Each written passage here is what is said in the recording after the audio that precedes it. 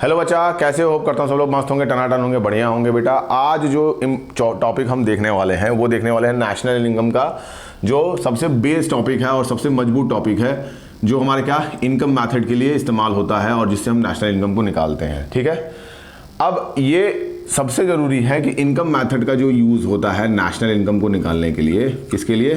National income को निकालने के लिए। तो ये सबसे पहले जानना जरूरी होगा कि इनकम मेथड वाई, क्यों इसका इस्तेमाल किया जाता है नेशनल इनकम को निकालने के लिए। मेरी बात को ध्यान से सुनना। नेशनल इनकम में कहने का मतलब ये हो गया कि इट्स ऑल अबाउट क्या, इनकम की बात कर रहा है। इट्स ऑल अबाउट किसके लिए? इनकम की बात कर रहा है कि how income used in your economy. Economy में कैसे हम इनकम को जनरेट करते हैं और इस्तेमाल करते हैं। Most of the amount which are using in the national incomes, जो भी अमाउंट यूज हो रहे हैं नेशनल इनकम में, they are in the form of income. कहीं ना कहीं वो क्या है, एक फॉर्म है इनकम के। बात को समझना, ठीक है। कोई भी एक प्रोड्यूसर होता है, वो लैंड का इस्तेमाल करता है, वो लेबर का इस्तेमाल करता है, वो कैपिटल का इस्तेमाल करता है, वो इंटरप्राइज का इस्तेमाल करता है। इन चारों इस्तेमालों के बदले वो कुछ देता है, रेंट देता है, प्रॉफिट देता है, इंटरेस्ट देता है, ठीक है, और वेजेस देता है। ठीक है, तो ये कहीं ना कहीं एक इनकम को फॉर्म करते हैं, इसीलिए इनकम मैथड का इस्तेमाल हम करते हैं। ठीक है, तो इसमें इकोनॉमी में जो भी इनकम जनरेट हो रही है उन सारे डिटेल्स को हम क्या करेंगे, यहां पे देखेंगे। और कैसे income method is one of the, मतलब बेस्ट तो नहीं कह सकता हूं मैं कि एकदम बेस्ट है, बट इसको एक तरह से मान सकते हो कि सबसे अच्छा मेथड होता है नेशनल इनकम को निकालने के लिए। ठीक है, चलो आओ शुरू करते हैं इसको। अब इनकम मेथड में जो सबसे पहला पॉइंट आता है वो आता है तुम्हारा, पहला ही पॉइंट आता है compensation of a employee. Compensation of a employee, ठीक है। अब compensation of a employee, what is the exact meaning of a compensation of a employee? ठीक है, कंपनसेशन ऑफ ए एम्प्लॉय का मतलब हो गया कि जो तुम्हारे यहाँ काम कर रहे हैं, कोई भी व्यक्ति तुम्हारे यहाँ नौकरी करता है तो तुम उसको क्या देते हो? सैलरी देते हो। तुम्हारे यहाँ कोई मेड आ रही है, तुम उसको सैलरी देते हो। तो कहने का मतलब कि जो भी प्रोड्यूसर हो गया, या जो भी एक इंडस्ट्री में काम कर रहा हो, या किसी सर्विस सेक्टर में काम कर रहा हो, या किसी एग्रीकल्चर सेक्टर में काम कर रहे हो, on the basis of their work, अगर वो काम कर रहा है तो उसको क्या देना होगा? तुमको पैसा देना होगा, कंपनसेशन देना होगा। किसके लिए? उसके वर्क के लिए। किसके लिए? उसके काम के लिए। तुम्हारे यहाँ कोई लेबर काम करने आता है, पुणे में भगा देते हो, कहते हो जहाँ पैसा वैसा नहीं देंगे तुमको, हम काम कर लिए, छोड़ो, हो गया काम। ठीक, तो ये काम आप नहीं करते हैं। आपके यहाँ कोई भी काम करने आता है तो उसको क्या करते हैं? आप पैसा देते हैं। अब इस कंपनसेशन ऑफ एम्प्लॉयज में कुछ बेसिक फैक्टर्स हैं जिसमें ये बात करता है। पहला जो फैक्टर है वो बात करता है wages in cash. Wages in cash, आपके यहाँ जो काम करने आते हैं या तो उसको आप कैश में दे देते हैं कि पैसा आप क्या कर दिए कि आपने उसको कैश में पैसा दे दिया। दूसरा, wages in kind. Wages in kind, अब वेजेस इन काइंड का मतलब क्या हो गया? वेजेस इन काइंड का मतलब ये थोड़ा ना हो गया कि बढ़िया पसंद आ गए हैं हमको, ये इन्हें शादी कर लेंगे हम, हाँ मलिकाइन जी शादी कर ली नौकर से। ये नहीं होता है काइंड का मतलब कि वेजेस इन काइंड, तनख्वाह कुछ और दे रहे हैं, नहीं। काइंड का मतलब क्या हो गया कि अगर आप क्या कर सकते हैं, आप एक रेंट फ्री अपार्टमेंट दे सकते हैं, यानी रेंट फ्री एकोमोडेशन प्रोवाइड कर दीजिए, इसका पैसा आप दे दीजिए। आपने क्या कर दिया? कार दे दी, कार दे दी। उसके बाद मेड का पैसा दे दिया, मेड का पैसा दे दिया। तो ये सब क्या हो गया? Wages in kind in the sense का मतलब कि आप एक तरफ उसको सैलरी भी दे रहे हैं, दूसरी तरफ उसको काइंड में, मतलब कि उसके कैश के अलावा दूसरी चीजों को भी आप उसको क्या कर रहे हैं? दे रहे हैं। तीसरा पॉइंट आता है employer, employer contribution, contribution to social security, to social security, social security. ठीक है, ये कहने का क्या मतलब होता है? Employer contribution to the social security का मतलब ये हो गया कि जब भी कोई एम्प्लॉय काम करता है तो उसका पीएफ का अमाउंट कटता है, प्रोविडेंट फंड कटता है। ठीक है, जिसको हम क्या कहते हैं? प्रोविडेंट फंड कटता है। ठीक है, आप लोग के कितने भी परिवार के लोग होंगे जो नौकरी कर रहे होंगे जिनका पीएफ कटता होगा, पूछना उनसे। ठीक है, अगर पापा नहीं बता रहे हैं तो मामला कुछ और चल रहा है। ठीक है, या दीदी भैया कोई भी समझ लो। अब ये क्या होता है? प्रोविडेंट फंड में क्या होता है कि कुछ अमाउंट तुम जमा करते हो और कुछ अमाउंट तुम्हारे जो एम्प्लॉयर होते हैं, मतलब जिसने तुमको नौकरी दी हुई थी, वो तुम्हारे बिहाफ पे उस अमाउंट को जमा करते हैं। ठीक है, तो ये जो हो गया, ये employer contribution to social security, it's all about किसके लिए, पीएफ के लिए, प्रोविडेंट फंड के लिए, वो पैसा जो हमारे एम्प्लॉयर्स जमा करते हैं on the behalf of employees. बात समझ में आई? ठीक। उसके बाद चौथा पॉइंट आता है क्या, चौथा पॉइंट आता है pension on retirement, pension on retirement. ठीक है, पेंशन ऑन रिटायरमेंट का मतलब क्या हो गया, ये वो सब पेंशन जो गवर्नमेंट देती है या कोई इंस्टीट्यूशन देता है अपने लोगों को, किस बिहाफ पे, कि वो नौकरी किए हैं सर्विस बिहाफ पे, सर्विस बिहाफ पे देता है। ठीक है, कि नौकरी किए हो तो लो भैया महीने का तनख्वाह लो हमसे। ठीक है, नौकरी हो गई तुम्हारी, तुम 60 साल काम करना था कर लिए, अब तुम्हारे अंदर ना दम है ना क्षमता, बोलो अब ना तुम्हारे अंदर क्या है, ना दम है ना क्षमता। एक 18 साल का लड़का हाथी मार देगा, एक 18 साल का लड़का हाथी मार देगा, बट चाहे लड़का हो चाहे लड़की हो, हम लोग लिबरल हैं, सबकी बात करेंगे। तो पेंशन ऑन रिटायरमेंट, ये क्या हो गया कि जब आप रिटायर होते हैं तो कोई इंस्टीट्यूशन या गवर्नमेंट आपको क्या देती है, पैसा देती है कि लीजिए काम किए हैं रजा, मजा लीजिए, आनंद लीजिए, अब हम संभालेंगे आपको। ठीक, तो कॉम्पनसेशन ऑफ एम्प्लॉय में ये 4 या 5 फैक्टर आते हैं। एक आता है wages in cash, wages in kind, employer contribution to social security, pension on retirement and services. इसी के बाद ऐड होता है जिसको हम कहते हैं ऑपरेटिंग सरप्लस। इसमें क्या ऐड होगा, इसमें ऐड हो जाएगा ऑपरेटिंग सरप्लस, ऑपरेटिंग सरप्लस। ठीक है, ऑपरेटिंग सरप्लस ऐड होता है। अब इस ऑपरेटिंग सरप्लस में 3 बेसिक पॉइंट आते हैं, जिसको पहला कहते हैं रेंट, दूसरा कहते हैं इंटरेस्ट, तीसरा कहते हैं प्रॉफिट। ठीक है, तीसरा कहते हैं profit. Operating surplus 3 basic point से बात करता है, किसकी, किराए की, इंटरेस्ट की और किसके, प्रॉफिट की बात करता है। किसकी बात करता है, प्रॉफिट की बात करते हो, धंधा कर रहे हो, प्रॉफिट कमाया, ये ऑपरेटिंग सरप्लस है। कोई डिविडेंड का पैसा जो इंटरेस्ट में तुमको मिल रहा है, ये क्या है, ये भी तुम्हारा इंटरेस्ट का अमाउंट है, किसी ब्रोकरेज पे, शेयर्स पे, बॉन्ड्स पे जो इंटरेस्ट तुमको मिला वो क्या हो गया तुम्हारा, ये ऑपरेटिंग सरप्लस है। तुमने घर किराए पे दिया है, फैक्ट्री लगी है तुम्हारे घर पे, ये क्या हो जाएगा, ये रेंट हो जाएगा।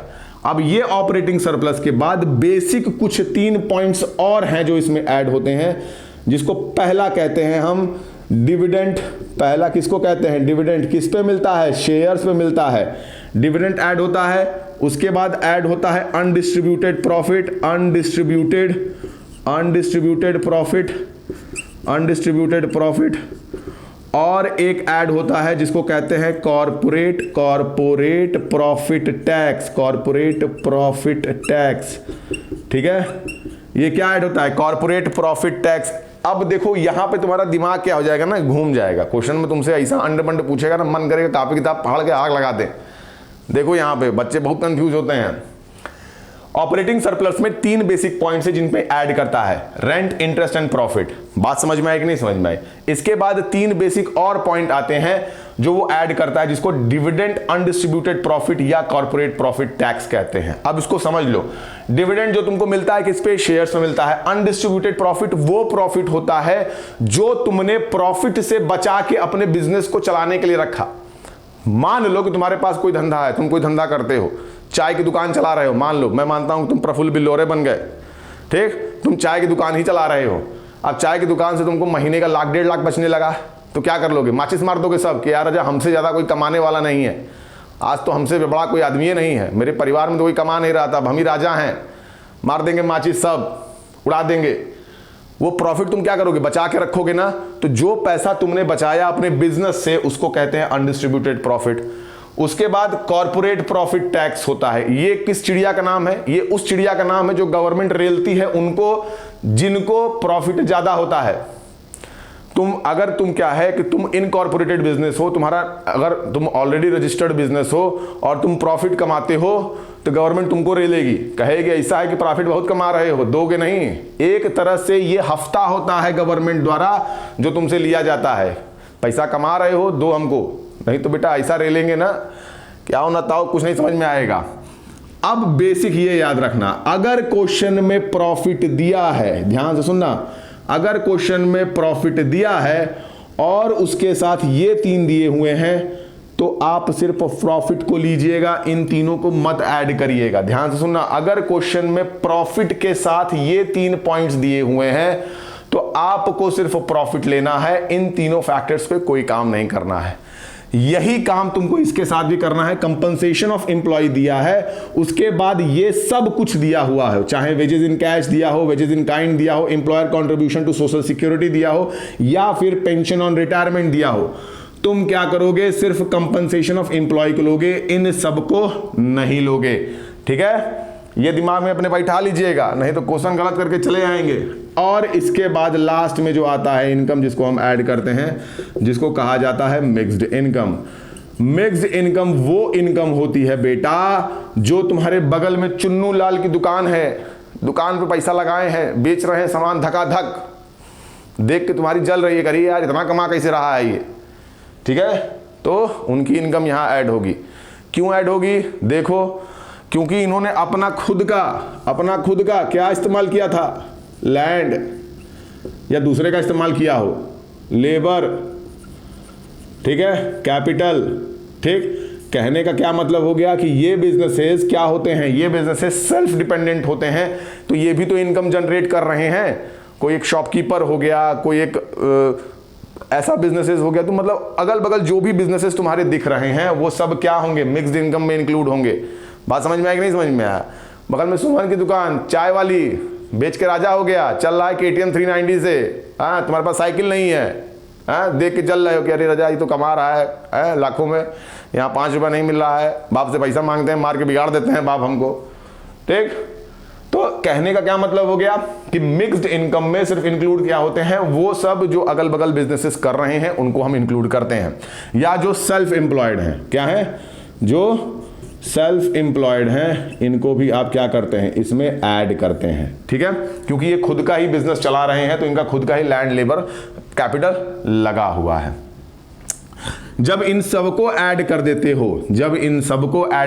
हो, तो तुम्हारा निकल के आता है क्या, बड़ा सा देखो, बड़ा NDPFC निकल के आता है। क्या निकल के आता है, NDPFC, net domestic product at factor cost. तुम्हारा क्या निकल के आएगा, net domestic product at factor cost निकल के आएगा। ठीक है, net domestic product at factor cost.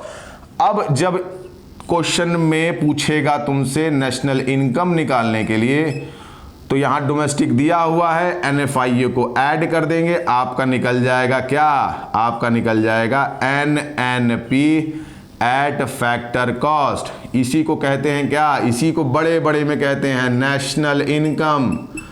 ठीक है, नेशनल इनकम। ठीक है, ये हो गया तुम्हारा।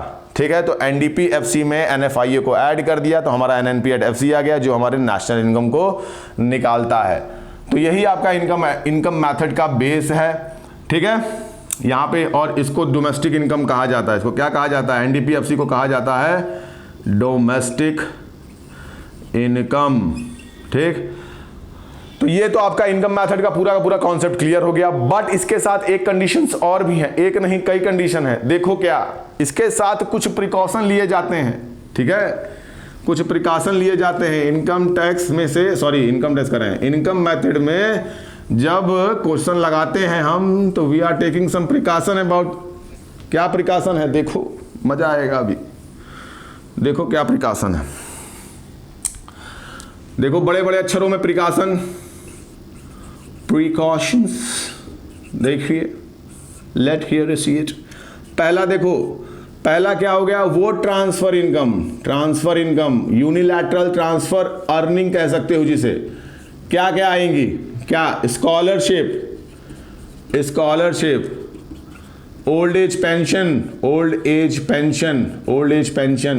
ठीक है, ओल्ड एज पेंशन, और तुम्हारा क्या, अनएम्प्लॉयमेंट अलाउंसेज, ये सब इंक्लूड नहीं होते हैं।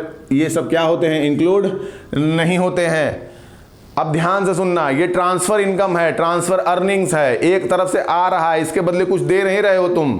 ठीक है, सरकार तुमको स्कॉलरशिप दे दी, रजा मजा आ गया, चलो आज पार्टी करेंगे। ठीक है, कुछ किए तुम सरकार के लिए, पढ़ भी नहीं रहे हो। ठीक, तो वो यूनिलैटरल है। ओल्ड एज पेंशन, तुम्हारी दादी का लगा हुआ है ओल्ड एज पेंशन, दादी जा रही है काम करने, दादी खुदे कमर अटकी हुई है कमर में, काम करने जाएंगी, ठीक। तो ओल्ड एज पेंशन ये इंक्लूड नहीं होता है।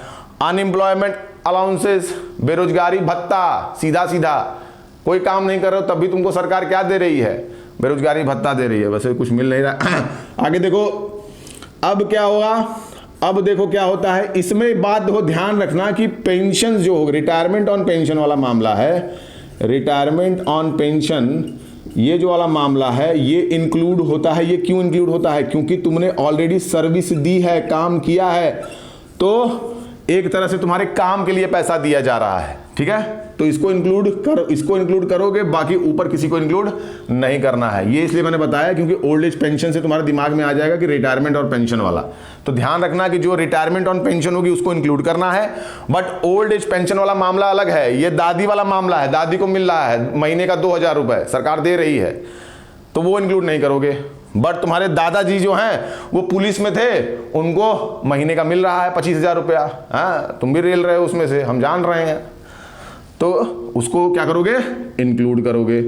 दूसरा देखो, दूसरा sale of second hand goods, sale of second hand goods, second hand goods, इसको भी इंक्लूड नहीं करोगे, इसको भी इंक्लूड नहीं करोगे। क्यों, क्योंकि तुमने सेकंड हैंड गाड़ी बेची, उसका ऑलरेडी दाम लग चुका है इकोनॉमी में, ऑलरेडी वो बेचा चुकी है, दोबारा बेचो उससे, इसको क्या मतलब है। 1.5 लाख का अमाउंट, अगर कोई मोटरसाइकिल लेते हो 1.5 लाख की, तो उसका अमाउंट तो ऑलरेडी तुम्हारे नेशनल इनकम में जुड़ा हुआ है। अब उसको तुम चाहे 1 लाख में बेचो, चाहे 2 लाख में बेचो, चाहे 3 लाख में बेचो, ऑलरेडी प्रोड्यूसर ने उसकी वैल्यू को तो ऐड कर दिया, तो इसको ऐड नहीं करोगे। तीसरा देखो, commission on sale of, commission on sale of second hand goods, second hand goods, ये इंक्लूड हो जाएगा गुरु, ये इंक्लूड हो जाएगा। कैसे, तुमको एग्जांपल दिखाता हूं मैं। देखो बाइक बाजार का नाम सुने हो, बाइक बाजार, बाइक बाजार, कार 24/7, ये सब क्या करती हैं, ये सब सेकेंड हैंड गुड्स को बेचती हैं ना। ये भी सेकेंड हैंड गाड़ी बेच रही है, ये भी सेकेंड हैंड गाड़ी बेच रही है, मगर ये टैक्स फाइल करते होंगे। इनकी कमीशन जो बनी है पैसे से, जो गाड़ियां बेचने से ये कमीशन कमा रहे हैं, वो तुम्हारे नेशनल इनकम में इंक्लूड होगी। समझ में आया कि नहीं समझ में आया। चौथा देखो, चौथा देखो, उसके बाद से income from theft, income from theft या फिर गैम्बलिंग से 12,000, चले गए कैसीनो नेपाल, चल के पैसा उड़ा रहे हैं, चलो ठीक है मिलेगा, हाँ आएगी सरकार तुमको डंडा मारेगी, कहे कि तुम वहां से पैसा कमा के आए हो, कोई मतलब नहीं है ऐसे पैसे का, तो ऐसे पैसे का कोई मतलब नहीं है। दूसरा थेफ्ट, चोरी कर दिए, बाप के पॉकेट से मारे पैसा रजा, हाँ पिताजी कमा के लाए पैसा भर मार दिए, गायब हो गया, ठीक, जाके दोस्तों के साथ रेला रेली कर रहे हैं, कहेंगे आज ही है, मार देंगे आज, सब पिज्जा उज्जा सब खत्म हो जाएगा, ठीक, उसके बाद लिटिल लिटिल भी चलेगा। तो इनकम फ्रॉम थेफ्ट, चोरी वाला पैसा और गैम्बलिंग वाला पैसा इंक्लूड नहीं होता है। पांचवा देखो, income from lotteries, income from lotteries, lottery से तुमको जो पैसा मिला, लॉटरी वाला पैसा मिलता है ना, मतलब भारत में तो हम आज तक किसी को देखे नहीं, बाहर उबार होता है, मगर खैर इसको भी जोड़ा जाता है, मतलब नहीं जोड़ा जाता है, नेशनल इनकम में इसको जोड़ना मत, ठीक है। ये बात हो रही थी कि लॉटरीज वाला जो पैसा होता है, जो नहीं होता है कि पर्चा खींच देते हैं, निकल जाता है कि आप जीत गए 1 करोड़ रुपया, अरे बीबी की वाइन ढिंढोरा देखे हो, उसी वाला मामला है ये, कि लॉटरीज अगर वो जीते थे उनके पिताजी, तो वो इंक्लूड नहीं होगी नेशनल इनकम में। याद आया बीबी की वाइन ढिंढोरा। उसके बाद देखो पांचवा, छठा देखो, ये इंक्लूड नहीं होता है। छठा देखो, imputed rent, imputed rent bye owner, imputed rent bye owner, कहने का मतलब क्या हो गया, तुम्हारे पिताजी धंधा कर रहे थे, उन्होंने घर बनवा दिया, ठीक है, तो जो घर बनवाया है वो तुम्हारा ऑलरेडी वो अपने पैसे का इस्तेमाल करके बनवा रहे हैं, उसमें डिफरेंट डिफरेंट फैक्टर्स का इस्तेमाल हुआ है ना, लेबर काम किए हैं, उसमें मटेरियल लगा है, लकड़ी लगा है, सब कुछ लगा है, उसमें पेंट लगा है, तो वो क्या होगा, वो इंक्लूड होगा, वो क्या होगा, इंक्लूड होगा। और लास्ट पॉइंट देखो, लास्ट क्या, हाँ देख ही लो, ये हो गया consumption for self, consumption consumption for self, consumption for self, खुद के लिए तुम बना रहे हो। किसके लिए? कंजम्पशन फॉर, मतलब खुद के लिए। समोसे की दुकान खोल के बैठे, खुदे समोसा रेल रहे हैं, हाँ, लादा खुदे बनाए हैं, बट वो इंक्लूड होता है नेशनल इनकम में। ठीक है, मिठाई की दुकान बैठे खुदे मिठाई रेल रहे हैं, वो भी इंक्लूड होगा। समझ में आया कि नहीं समझ में आया? तो इसका मतलब क्या हुआ कि कंजम्पशन फॉर द सेल्फ होता है, ये भी इंक्लूड होता है। ठीक है, बेसिक बात ये याद रखना कि अगर इसमें बात करेगा किसकी, इनकम टैक्स की बात करेगा, एक इंपॉर्टेंट पॉइंट है कि अगर इनकम टैक्स किस पे दिया जा रहा है, कंपनसेशन ऑन एम्प्लॉय, किस पे? कंपनसेशन ऑन एम्प्लॉय, तो इसको इंक्लूड मत करना। ठीक है, इसको इंक्लूड मत करना। ठीक है, तो यहां पे आपके क्या हो गए, ये प्रिकॉशन सारे आपके हो गए नेशनल इनकम के on the method of income. ठीक है, यहां पे ये पॉइंट क्लियर हो जाता है। ठीक है, इसके बाद आने वाले में मैं एक्सपेंडिचर मेथड बता दूंगा, फिर हम उसके क्वेश्चन सीरीज को करेंगे, डिफरेंट क्वेश्चंस करेंगे, ताकि हमको एक बेस समझ में आ जाए कि क्या मामला है। ठीक है, होप करता हूं कि आपको अच्छा लगा हो, तो इसको लाइक करो, शेयर करो, सब्सक्राइब करो, अपने दोस्तों के साथ इसको बांटो यार, मोहब्बत बनाओ हमारे और तुम्हारे बीच में। क्या कर रहे हो ये सब? ठीक है, अब तो यूट्यूब भी सब्सक्राइबर दिखाने लगा, चलो खैर कोई बात नहीं। ठीक है, चलो बेटा, बाय।